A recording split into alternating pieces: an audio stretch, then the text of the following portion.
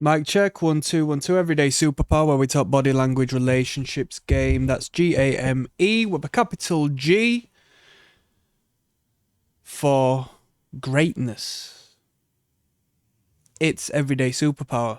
And today we're going to talk about competition anxiety. And you ask, what's competition anxiety? I may have heard you reference it here and there across your videos, across numerous topics, but could you inform me how this is going to aid me in receiving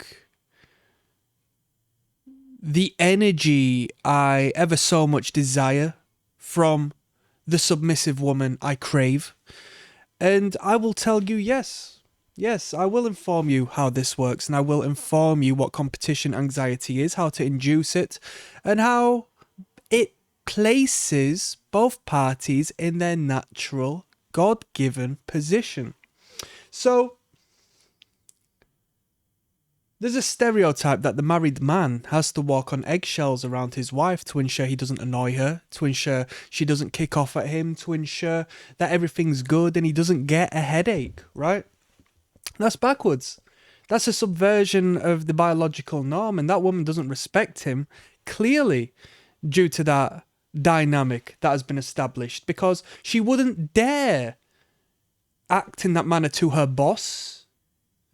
She wouldn't dare act in that manner towards her father, potentially, given she has a good relationship. She has a bad relationship, you might assume that, but then why has she got a bad relationship with her husband? We don't want that. But this is advertised as the norm. They make us believe this is the norm. Society has been engineered to believe this is norm. And when I say society, I mean us peons, right? Who get force-fed the incorrect information via media and indirect promotion of this social dynamic. Blah-de-blah-de-blah-de-blah-de-blah. In a woman, right? And I digress.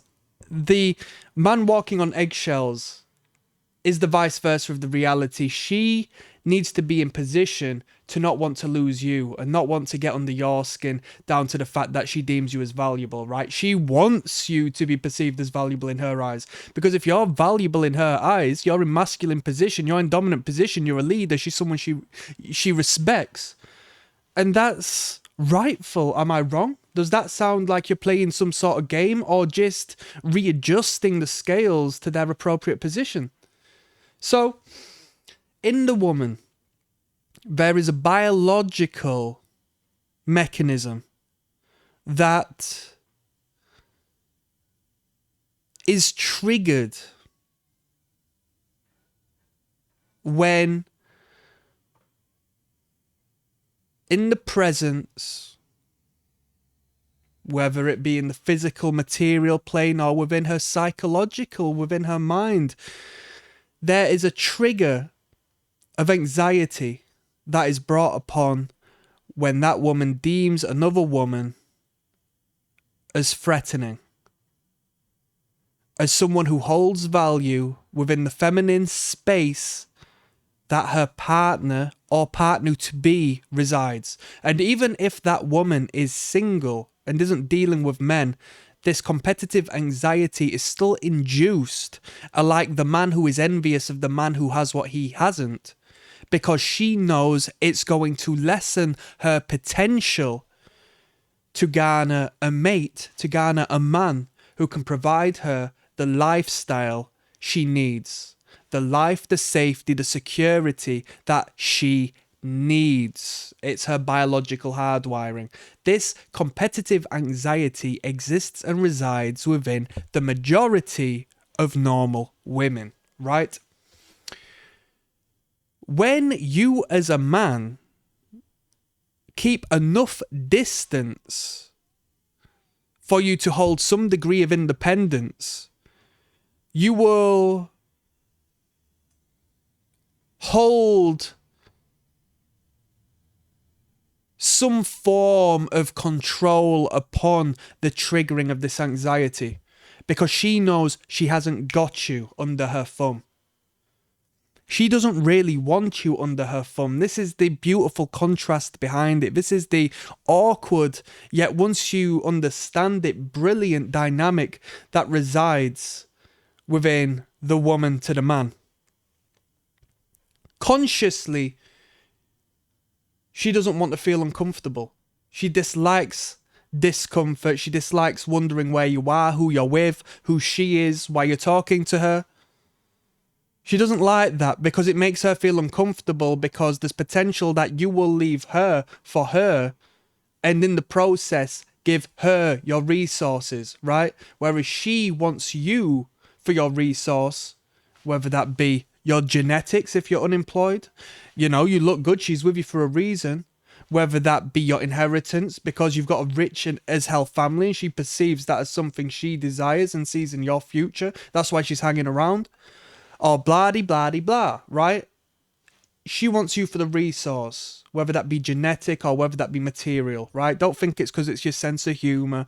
Don't think it's because it's your big willy and this and that. She wants your genetic makeup for the children, or she wants your material resource, if not your ability and your showcase of characteristic that proves that you're able to do so, if not heading towards that in your future, yeah? She don't want a bum. She cheats on the bum, right? Full stop. So, she sees you engaging with other people and she knows that she can't control you by giving you a headache. And if anything, if she starts giving you a headache and starts shouting at you and starts arguing with you, that's only going to push you further away, because you still have the independence and the leniency and the space to maneuver, because you didn't give away your masculinity when you got in a relationship with this woman, like her last boyfriends did, like her last husband did, like her friends' boyfriends are doing. You're resistant to giving away your identity for the sake of this second party that doesn't lead. And if she doesn't lead you, what are you doing taking instruction that is contrary to what makes you valuable, what makes you a person she was attracted to in the first place? Why does she want to change that now? So you don't fall into that trap. And in not falling into that trap, you raise this competitive anxiety as to where she sees the value in you. It's a very positive thing. Look at the most famous and rich people in the world, right? They can get any women they want, any degree of high valued woman they want, right? Do you think when that woman gets with her, there isn't going to be this engaged anxiety that this rich and popular man can leave her at any time? Why can't he? She knows the attention he gets. She knows that she has to behave. She has to operate in a different manner to the women who are in your general day-to-day working class relationships, because she is with someone of value who she can't lose. She can't lose him. It's not a matter of he's annoyed me, so I'm gonna argue with him. It's more so he's annoyed me, but I can't lose him, so I need to engage with him in a respectable and respectful fashion, right? Which these married men, or so you would think, looking at the internet and looking at how the media portrays it, doesn't get, because supposedly it's normal that when you get married, your missus just starts walking all over you and you have to, you know, deal with that and bow at her feet. No, that's not the case. And your missus will cheat on you for that, right? I throw around the word cheat a lot, yeah, because duh. Do you know, when you're in this game and you're practicing and you're fooling about and you're engaging with so many women, you soon realize the reality of such, right? So if she's wondering if there's other women in your life, yes, there are. If there are. You tell her. It's not going to do you harm. She's going to want to fight for you. If you, like this is another thing, right? The honeymoon period. Oh, she stopped having sex with me. Oh, we don't get it on as much as we used to do. Oh, it's just a part of the passing time, blah, blah, blah. Bro, that's just because your game got soft. Because you lost your identity and your value as an independent man. Because you felt that was the way it had to be once you became a couple. When you are now not man. You're now man and woman. That's your identity. You're known as being him attached to her and her attached to him. You're not known as him no more, right? It's a sad position to be in, right?